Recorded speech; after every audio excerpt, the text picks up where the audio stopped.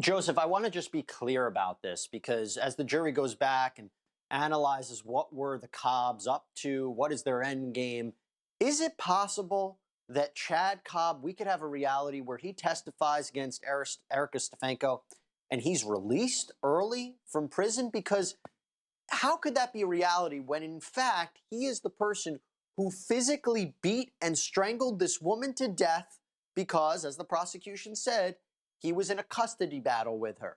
How could the killer get loose and be put away, and Erica Stefanko, who played a role, be put away, presumably for the rest of her life? And so that becomes a question. Really, what could he gain other than seeing this woman who he doesn't like anymore because she shacked up with his friend and had a baby with him? Other than seeing her go down with him, what could he benefit from? What could he get? His benefit is the connection to getting to see his child.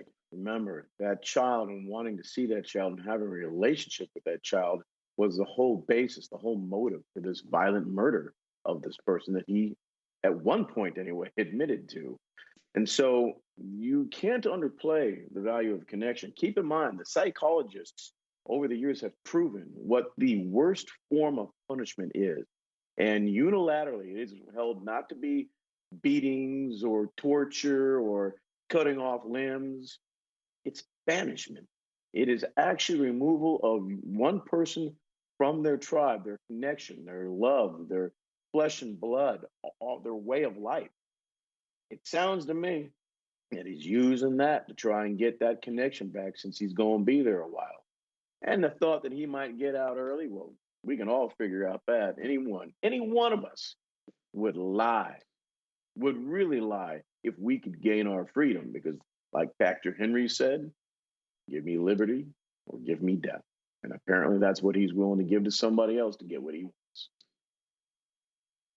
And maybe that's why in open court he said he's not the one who strangled Ashley Biggs, although he admitted it in a court of law on a separate occasion. All right. We talked about the defense. When we come back, we're going to play you the prosecution's rebuttal closing. This is their response, their final word on what the defense had to say. We'll be back after this.